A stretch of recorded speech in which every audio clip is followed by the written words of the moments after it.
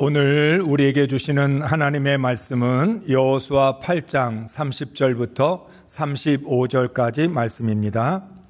그때 여호수아가 이스라엘의 하나님 여호와를 위하여 에발산에 한 제단을 쌓았으니 이는 여호와의 종 모세가 이스라엘 자손에게 명령한 것과 모세의 율법책에 기록된 대로 쇠 연장으로 다듬지 아니한 새 돌로 만든 제단이라. 무리가 여호와께 번제물과 화목제물을 그 위에 드렸으며 여호수아가 거기서 모세가 기록한 율법을 이스라엘 자손의 목전에서 그 돌에 기록하매 온 이스라엘과 그 장로들과 관리들과 재판장들과 본토인뿐 아니라 이방인까지 여호와의 언약궤를 맨 레위 사람 제사장들 앞에서 궤의 좌우에 서되 절반은 그리심산 앞에 절반은 에발산 앞에 섰으니 이는 전에 여호와의 종 모세가 이스라엘 백성에게 축복하라고 명령한 대로 함이라. 그 후에 여호수아가 율법책에 기록된 모든 것대로 축복과 저주하는 율법의 모든 말씀을 낭독하였으니 모세가 명령한 것은 여호수아가 이스라엘 온 회중과 여자들과 아이와 그들 중에 동행하는 거류민들 앞에서 낭독하지 아니한 말이 하나도 없었더라. 아멘. 할렐루야. 11월 한 달 동안 하나님의 풍성한 은혜 안에서 영육간에 강건하시기를 주의 이름으로 축복합니다. 지난 한 주간 동안 하나님의 말씀대로 행하셨습니까? 네, 축복받으라고 그러니까 아멘하고, 행하셨습니까? 그러니까 아멘도 안 하시나요? 믿음과 순종의 발자취를 남기셨습니까? 우리는 원하든 원치 않든 삶의 돌 무더기를 쌓게 됩니다. 2025년 한 해를 살게 되면 살아온 신앙의 흔적이 그대로 남습니다. 이스라엘 신앙의 핵심 키워드는 기억입니다. 하나님은 이스라엘 백성들에게 기억하라고 말씀을 하십니다. 하나님의 말씀을 기억하고 신앙의 역사를 기억해야 신앙으로 살 수 있습니다. 말씀대로 살기 위해서는 먼저 하나님 말씀을 기억해야만 합니다. 그래서 이스라엘은 언제나 기억이라고 하는 이 키워드를 소중하게 여기고 신앙생활을 해왔습니다. 말씀대로 살기 위해서 선택과 집중을 합니다. 우리가 살아가면서 모든 걸 다 기억할 수는 없잖아요. 하나님은 말씀합니다. 꼭 기억해야 될 것들에 대해서 기억하라고 말씀을 합니다. 이스라엘 백성들이 요단을 건너서 12돌을 세우는 것, 그리고 돌 무더기를 쌓았던 것도 하나님이 이것은 기억하라고 말씀하셨기 때문에 기억하기 위하여 선택과 집중을 한 것입니다. 우리는 오늘날 성지순례를 사모합니다. 한 번쯤 성경에 기록된 말씀을 찾아서 직접 가보고 싶다라고 하는 마음을 갖게 됩니다. 성지순례를 하는 이유가 무엇일까요? 말씀을 기억하고 말씀을 배우기 위해서입니다. 하나님의 구원의 역사가 어떻게 펼쳐졌는지, 어떻게 하나님의 능력이 나타났는지를 우리가 직접 봄으로 인하여 하나님의 은혜를 기억하고 하나님의 구원을 기억하기 위해서입니다. 우리가 회개하는 이유도 나의 죄를 기억하여 또다시 죄를 짓지 않게 하기 위함입니다. 회개를 한다는 것은 단순히 하나님 앞에 잘못했다, 용서를 구하는 것이 아니라 내가 무슨 죄를 지었는지를 기억하고 그 죄를 또 반복해서 짓지 않겠다라고 하는 하나님과의 약속인 것입니다. 여러분, 우리가 지금까지 신앙생활을 해오고 있지만 하나님께서 허락해 주신 은혜를 기억하지 못한다면 은혜로 살 수 있을까요? 하나님의 말씀을 기억하지 못한다면 말씀으로 살 수 있을까요? 하나님의 그 구원의 역사들을 기억하지 못하면 믿음으로 살 수 없을 것입니다. 그렇기 때문에 우리는 하나님께 순종을 했던 불순종을 했던 순종은 순종대로 기억하고 불순종은 불순종대로 기억을 해야 합니다. 회개를 통해서 내가 하나님께 무슨 죄를 지었는지를 정확하게 고백하고 하나님, 다시는 똑같은 죄를 반복해서 짓지 않게 해달라고 하나님의 은혜를 구해야 합니다. 내가 살아온 삶을 돌아볼 줄 알아야 새로운 내일을 만들 수 있습니다. 기억하지 않는 백성은 비전이 없는 것이죠. 그래서 하나님 나라 백성으로 살아가려면 하나님의 말씀을 기억해야만 하는 것입니다. 사랑하는 성도 여러분, 인생은 성공과 실패를 수없이 반복합니다. 그러나 성공과 실패 그 자체는 중요하지 않습니다. 그 의미가 중요합니다. 어차피 한 번 성공했다고 영원히 성공하는 것도 아니고 한 번 실패했다고 영원히 실패하지 않습니다. 우리가 지금까지 살아오면서 얼마나 많이 실패했습니까? 그래도 우리는 여전히 살아가고 있습니다. 우리가 지금까지 얼마나 많이 성공했습니까? 그런데 여전히 인생은 고달픕니다. 그렇기 때문에 우리는 성공의 기쁨에 빠져서 성공보다 더 중요한 성공의 의미를 깨닫지 못한다면 그 성공은 아무런 의미가 없는 것입니다. 또한 실패의 충격 때문에 우리의 감정을 낭비하고 아무것도 배우지 못한다면 그 실패는 우리 인생에 어떠한 자극이 되지 못합니다. 결국 성공과 실패를 통해서 인생을 배우는 사람이 진정한 승자입니다. 성공을 했다면 성공으로 만족하지 말고 성공의 의미가 무엇인가? 실패했다면 실패로 좌절하지 말고 이 실패가 나한테 말해주는 것이 무엇인가? 그것을 통해서 우리는 깨달아야 합니다. 신앙생활도 마찬가지입니다. 우리는 항상 믿음으로 승리하지 못합니다.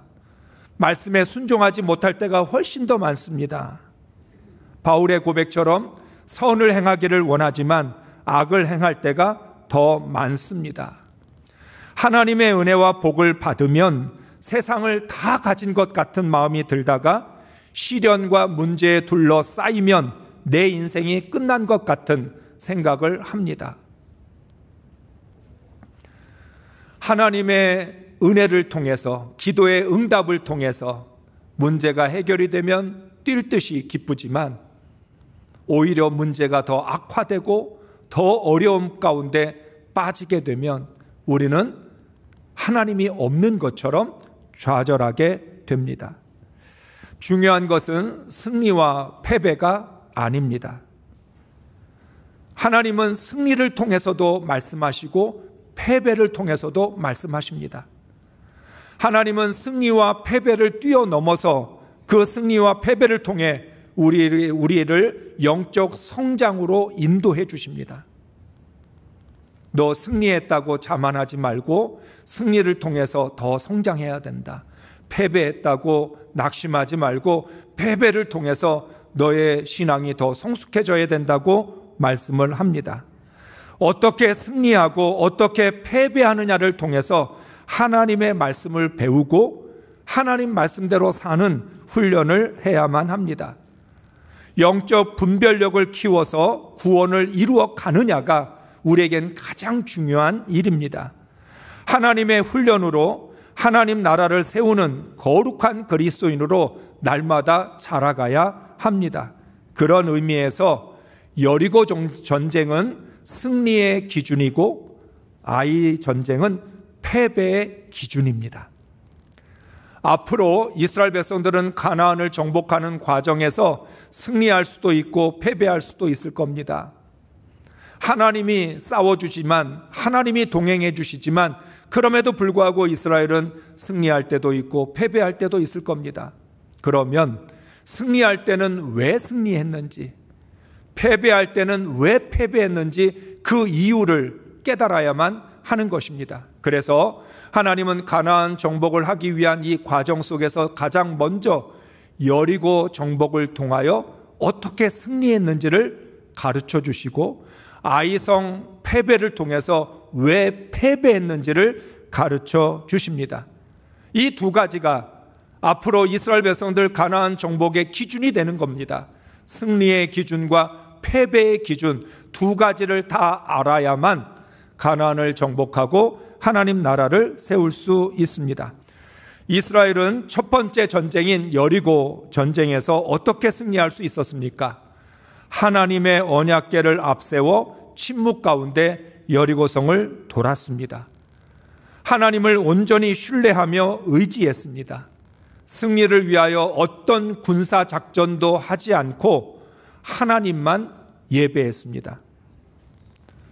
이스라엘 백성들이 가나안을 정복하려면 군사력과 전략과 전술이 필요한 것이 아니라 하나님을 예배하며 하나님을 온전히 신뢰하고 의지하는 것이 중요합니다. 하나님을 신뢰하고 의지하지 못하면 아무리 군사력이 우세해도 패배할 수밖에 없습니다. 아이성은 여리고성보다 훨씬 작은 성이었습니다.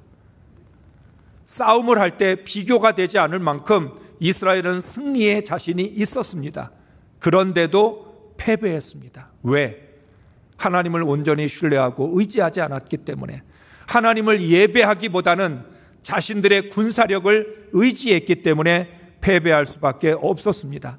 이스라엘 백성은 여리고 정복을 위해서 하나님께 어떤 질문도 하지 않고 하나님의 방법을 그대로 받아들였습니다.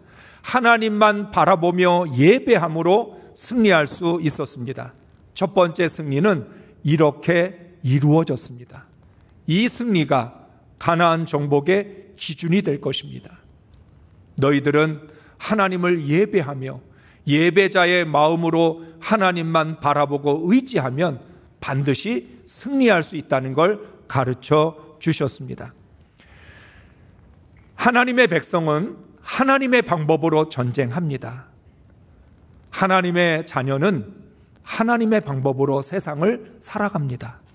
예배할 때는 하나님께서 가르쳐 주신 대로 하고 세상에 나가서는 사람의 방법으로 사는 것이 아닙니다.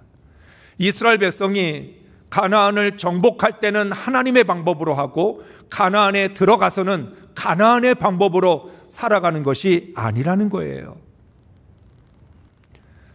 오늘 우리들이 보여주는 신앙의 모습은 이렇습니다. 기도 응답이 필요할 때는 하나님께 매달려 간구하지만 응답이 되고 나면 내가 원하는 대로 내 맘대로 삽니다. 예배할 때는 하나님을 의지하고 하나님의 은혜를 구하지만 세상에 나아가서는 사람을 의지하고 세상의 방법으로 살아가고 있는 것입니다. 이스라엘 백성들은 가나안을 정복할 때나 가나안에서 살아갈 때나 동일하게 여리고를 정복했던 것처럼 살아가면 됩니다. 가나안 족속이 어떤 신을 섬기고 어떻게 생활했는지는 중요하지 않습니다. 이스라엘 백성들이 어떻게 가나안을 정복했는지를 그거를 정확하게 알면 하나님이 가르쳐 주신 대로 살아가면 되는 거죠. 이스라엘은 첫 번째 승리가 당연하게 두 번째 승리로 이어질 줄 알았습니다. 예상하지 못한 방법으로 여리고를 정복했던 것처럼 전혀 예상하지 못하고 아이성 싸움에서 패배했습니다. 인생이 바로 그렇습니다.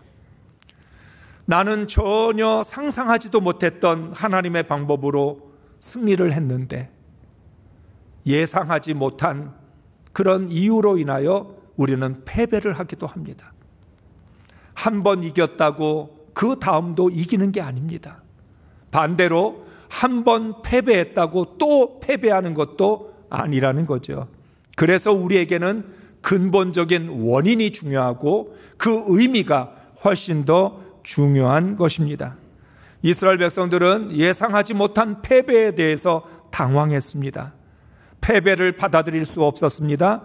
여호수아를 비롯한 이스라엘 백성은 참담한 심정으로 엎드려 있었습니다. 자신들의 마음을 추스를 수 없었습니다. 왜 우리가 패배했는지 이해가 되지도 않고 납득이 되지도 않았습니다. 당연히 어떻게 패배를 딛고 일어서야 될지도 몰랐습니다. 패배의 아픔도 크지만 어떻게 이 패배를 딛고 일어서야 되는지도 몰랐다라고 하는 것이 중요합니다. 하나님은 패배에 집중하지 말고 내일을 위하여 스스로를 거룩하게 하라고 명령하셨습니다. 죄의 원인을 제거하고 거룩을 회복하라고 말씀하셨습니다. 이것이 바로 패배를 극복할 수 있는 하나님의 방법입니다. 우리는 결과만 가지고 속상해합니다. 내가 졌어. 내가 원하는 대로 안 됐어. 마음이 괴롭고 힘듭니다. 자신의 힘든 감정을 다스릴 수가 없어서 방황합니다. 그래서 우리는 한번 좌절하고 패배하면 아무것도 하기 싫어집니다. 모든 게 다 귀찮아집니다. 그럴 때 드는 가장 큰 마음은 포기하고 싶은 마음입니다. 난 안 된다. 못하겠다. 포기하려고 하는 마음이 생기는 거죠. 하나님은 그런 우리의 감정에 사로잡히지 말고 패배를 하는 것에는 원인이 있기 때문에 죄를 제거하고 회개하라고 말씀을 합니다. 사랑하는 성도 여러분, 회개와 죄를 제거하는 일이 새로운 시작의 출발점입니다. 여러분이 아무리 힘들어하고 아무리 괴로워한다고 해서 패배가 사라지지 않습니다. 그것보다는 나를 패배하게 만든 죄를 찾아내서 그 죄를 제거하고 하나님 앞에 온전히 회개를 하는 것이 패배를 극복하는 하나님의 방법인 것입니다. 이스라엘은 앞으로도 승리와 패배를 반복할 것입니다. 승리에 도취되지 말고 패배에 사로잡히지 말아야 합니다. 하나님의 나라는 승리만을 가지고 세워지는 게 아니라 승리와 패배를 통해서 하나님 나라가 세워집니다. 우리가 구원받은 그리스도인으로서 날마다 그 구원을 이루어가는 일에 있어서 순종만 하게 될까요? 그렇지 않습니다. 불순종할 때도 많고 순종할 때도 있을 겁니다. 결국은 순종이든 불순종이든 이것이 하나님의 구원을 이루어가는 방향으로 나아가고 있느냐, 승리이든 패배이든 이것이 하나님의 나라를 세워가는 방향으로 나아가고 있느냐가 중요한 것입니다. 이스라엘은 첫 번째 패배를 극복하고 첫 번째 승리보다 더 어려운 두 번째 승리를 거둡니다. 어쩌면 이스라엘 백성은 첫 번째 전쟁이었던 여리고 전쟁을 가장 어렵게 생각했을지 모릅니다. 어떻게 싸워야 될지도 모르고 어떤 방식으로 이 여리고성을 무너뜨려야 되는지 알 수 없기 때문에 막막했을 겁니다. 그런데 첫 번째 패배를 겪고 나니까 두 번째 전쟁을 치룰 엄두가 나지 않습니다. 첫 번째와는 비교할 수 없을 만큼 패배에 대한 두려움이 컸습니다. 아이성을 향하여 나아가 싸워야 되는데 두렵기만 합니다. 그래서 하나님이 여호수아에게 말씀한 거죠. 두려워하지 마라, 겁내지 마라. 여호수아조차도 두려웠고 겁이 났기 때문에 두려워하지 말고 겁내지 말라고 하나님이 말씀하셨던 것입니다. 이스라엘 백성들은 다시는 똑같은 패배를 당하지 않겠다는 각오로 하나님의 말씀을 그대로 다 지켜 행합니다. 8장 26절 27절의 말씀을 읽습니다. 아이 주민들을 진멸하여 바치기까지 여호수아가 단창을 잡아든 손을 거두지 아니하였고 오직 그 성읍의 가축과 노략한 것은 여호와께서 여호수아에게 명령하신 대로 이스라엘이 탈취하였더라. 아멘. 여호수아는 아이성을 완전히 진멸할 때까지 자신이 들었던 그 단창을 내리지 않습니다. 손을 내리지 않아요. 하나님께서 아이성과 그 백성과 왕을 진멸하라고 명령을 하셨기 때문에 그 명령이 완벽하게 수행될 때까지 여호수아는 집중하고 있습니다.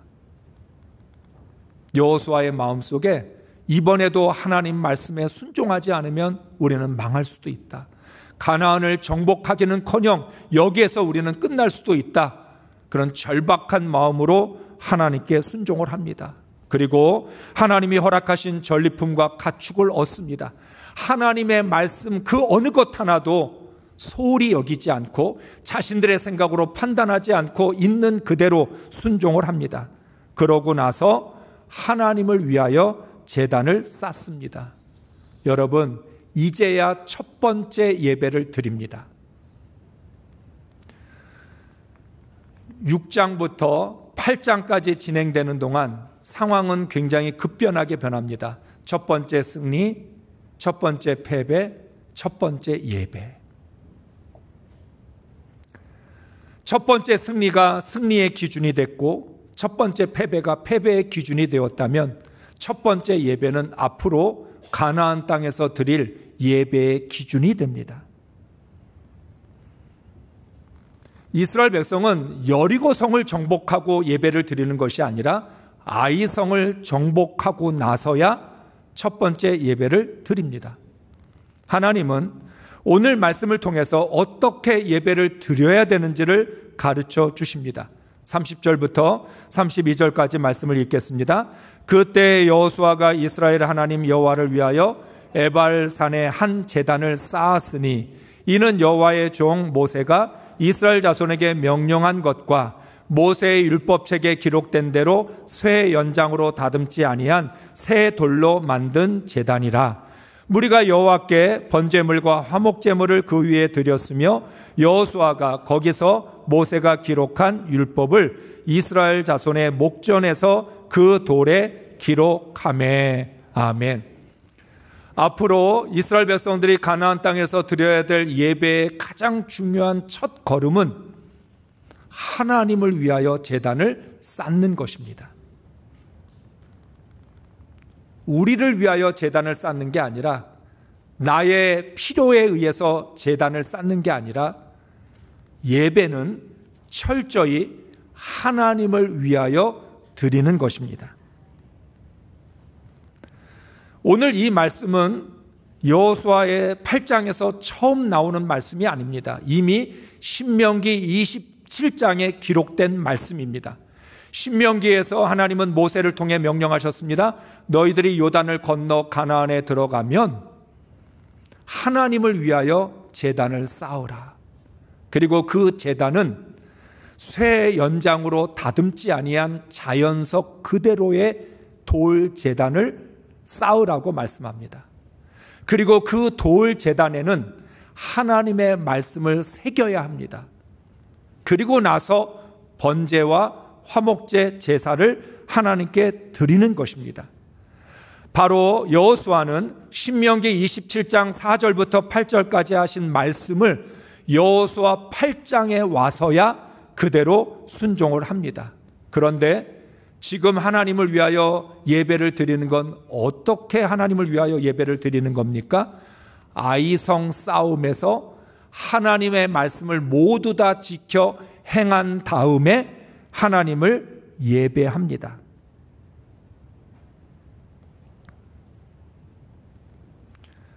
하나님을 예배하는데 그냥 승리했기 때문에 예배를 드리는 게 아니라 승리를 기념하여 예배를 드리는 게 아니라 하나님의 말씀대로 다 순종하고 하나님의 명령을 지켜 행한 다음에 하나님을 위하여 예배를 합니다. 하나님을 위한 예배란 하나님의 말씀에 순종하고 드리는 예배입니다. 하나님의 말씀과 상관없이 내 마음대로 살고 난 후에 주일이 돌아왔기 때문에 드리는 예배는 나를 위한 예배입니다. 모든 종교에는 이런 예배의식, 제사의식이 있습니다. 그런데 우리의 예배는 뭐가 다른 것입니까? 우리는 나를 위하여 예배하지 않습니다. 나의 필요를 위해서 예배하지 않습니다. 예배가 수단이 되거나 도구가 되지 않습니다. 우리는 예배가 목적입니다. 하나님을 위하여 예배를 한다라고 하는 것은 하나님께서 허락하신 모든 은혜와 하나님께서 베풀어 주신 구원의 역사를 기억하고 그걸 기억하는 사람이 하나님께 감사와 찬양과 경배를 드리는 것이라는 거예요. 조금 더 쉽게 설명할까요? 효도는 왜 하는 거죠? 효도를 하는 목적은 뭡니까? 효도는 나를 위해서 합니까? 부모님을 위해서 합니까? 성경에는 말하고 있습니다. 부모를 공경하면 복을 받을 것이다. 내가 복 받으려고 부모를 효도한다면 그거는 하나님의 말씀을 오해하고 있는 거죠. 우리가 부모님께 효도한다는 말은 부모님을 위해서 합니다. 왜 부모님을 위해서 효도를 합니까? 나를 낳아주시고 길러주시고 나를 위하여 희생하시고 헌신하시고 여기까지 나를 보살펴 주신 그 부모님의 사랑을 기억하고 있기 때문에 부모님께 감사를 드리고 부모님께 그 고마움을 표현하기 위해서 효도를 합니다. 그런데 오늘의 효도는 어떻게 변질되고 있습니까? 아직도 부모님이 재산이 많으니까 부모님의 도움을 받으려고 부모님으로부터 내가 필요한 것을 얻어내기 위한 수단으로 효도를 한다면 그건 효도가 아니라는 거예요. 오늘 우리는 그런 변질된 효도를 하는 것처럼 하나님을 예배합니다. 내가 아직도 하나님께 받아내야 될 게 있기 때문에 아직도 하나님의 복이 필요하고 하나님이 내 기도를 응답해 주셔야 되고 하나님께서 내 삶을 축복해 주셔야 되니까 그래서 하나님을 예배한다면 그건 나를 위한 예배이지 하나님을 위한 예배일 수가 없다는 거예요. 누가 진정으로 부모님을 사랑하는 사람입니까? 부모님의 은혜를 마음에 품고 부모님을 향하여 정말 순전한 감사의 마음으로 부모님을 잘 모시고 싶은 마음으로 효도해야 진정한 효도이지요. 이미 하나님이 나를 구원하셨고 하나님이 나에게 새 생명 주셔서 내가 이 땅에서 썩어 없어질 세상을 위해 살지 아니하고 영원한 하나님의 나라를 위하여 살아갈 수 있다는 이 은혜, 이걸 감사하고 찬양하고 경배하기 위해서 하나님께 존귀와 영광을 돌리기 위하여 드리는 예배가 하나님을 위한 예배이지 그렇지 않으면 아직도 이기적인 나의 필요를 쫓아서 나를 위하여 뭔가 내가 얻을 것이 있는지 하나님께 예배하는 것조차도 하나의 수단이 되고 도구가 돼서 드리는 예배는 그건 나를 위한 예배일 수밖에 없는 거죠. 하나님은 여호수아에게 말씀하셨습니다. 쇠 연장으로 다듬지 않은 자연석으로 제단을 쌓으라. 쇠 연장으로 다듬지 않는, 한마디로 말하면 가공하지 않은 자연석 그대로 제단을 쌓으라는 거예요. 예배 순서는 가공하지 말아야 합니다. 예배 순서는 사람의 생각이나 사람의 마음이 개입돼서는 안 됩니다. 예배는 철저히 하나님께 드리는 예배이고 하나님께 영광을 돌리는 예배이기 때문에 내가 원하는 것과 상관없이 거기에 어떠한 내 생각을 덧붙이지 않고 가공되지 않은 자연석 그대로 오직 하나님을 사랑하는 신실한 마음으로 예배를 드려야 된다는 거죠. 예배 순서는 우리가 정하는 게 아니라 하나님이 정하시는 것입니다. 그리고 나서 하나님은 번제와 화목제를 드리라고 말씀하셨습니다. 예배는 번제이고 화목제인데 번제는 뭐예요? 우리 자신을 제물을 온전히 다 살라서 하나님께 바치는 온전한 헌신, 전적인 헌신을 의미합니다. 예배는 나를 바치려고 드리는 거예요. 하나님을 위한 예배는 나 전체를 완전히 불살라 태워서 하나님께 드려야만 합니다. 하나님께 찬양과 감사와 경배와 존귀와 영광을 돌리려면 나 자신을 죽여야 합니다. 내 안에 있는 죄와 정욕을 죽이고 드려야 하나님을 예배할 수 있는 거지. 내 안에 죄가 살아있는데 내 안에 욕심이 가득한데 그 상태에서 어떻게 찬양과 감사와 경배를 올려드릴 수 있겠습니까?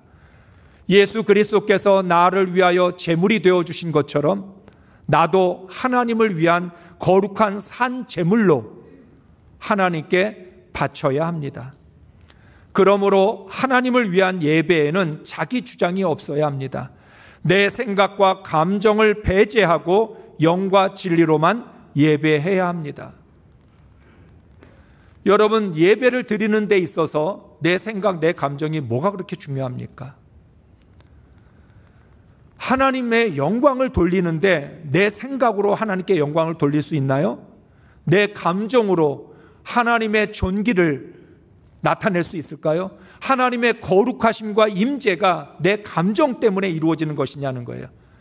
영과 진리로만 하나님의 거룩하심이 나타나는 거고, 영과 진리로만 하나님께 존귀와 영광을 올려드릴 수 있는 것입니다. 그렇기 때문에 예배는 내가 원하는 것을 얻기 위한 수단으로 예배를 드리지 말고 아무 조건 없이 하나님을 사랑하고 하나님의 은혜에 감사하며 하나님의 베풀어 주신 구원의 역사를 기억하기 때문에 하나님께 존귀와 영광을 올려드려야 합니다. 하나님을 위한 예배를 드린 예배자만이 세상에 나아가서도 하나님 나라를 세울 수 있습니다. 하나님을 위하여 온전히 예배를 드리면 무슨 변화가 일어날까요? 사람이 이기적인 마음을 버리게 됩니다. 자기 중심에서 벗어나서 하나님 중심으로, 하나님 말씀 붙들고 세상에 나아가 그 말씀에 순종하고 그 말씀대로 행하기 위하여 살아가게 됩니다. 만약 나를 위한 예배를 드렸다면 여전히 이기적이고 자기중심적인데 하나님 말씀 가지고 세상에 나가서 살아갈 수 있을까요?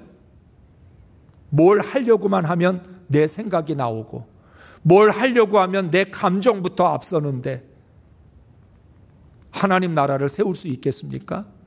내가 철저히 죽고 나를 버리고 자기 중심이 아닌 하나님이 중심이 되어야 세상에 나가서 무엇을 하든 말씀이 앞서게 되고 하나님의 뜻을 먼저 묻게 되고 하나님의 인도하심을 따라서 살아가게 되니까 하나님의 나라가 세워지는 것입니다. 여호수아는 예배를 마치고 모든 이스라엘 백성을 언약궤를 중심으로 둘로 나누었습니다. 절반은 그리심산을 등지고 서고 절반은 에발산을 등지고 섰습니다. 모세가 이스라엘에게 복과 저주를 선포했을 때와 동일합니다. 그리고 율법책에 기록된 축복과 저주의 말씀을 모두 낭독했습니다. 34절, 35절의 말씀을 읽습니다. 그 뒤에 여호수아는 율법책에 기록된 축복과 저주의 말을 일일이 그대로 낭독하였다. 모세가 명령한 것 가운데서 이스라엘 온 회중과 여자들과 아이들 그리고 그들 가운데 같이 사는 이방 사람들 앞에서 여호수아가 낭독하지 않은 말씀은 하나도 없었다. 아멘. 하나님을 위한 예배에는 하나님의 말씀이 선포됩니다. 우리가 듣고 싶은 말씀이 아니라 하나님이 우리에게 주시는 말씀이 선포됩니다. 여호수아는 축복의 말씀이든 저주의 말씀이든 그것을 자기 마음대로 편집하거나 왜곡하지 않고 하나님 말씀 모두를 다 낭독해서 뭐라고 설명하냐면 여호수아가 낭독하지 않은 말씀은 하나도 없었다. 하나님이 주신 말씀은 복이든 저주이든 모두 다 그대로 전했다라고 말합니다.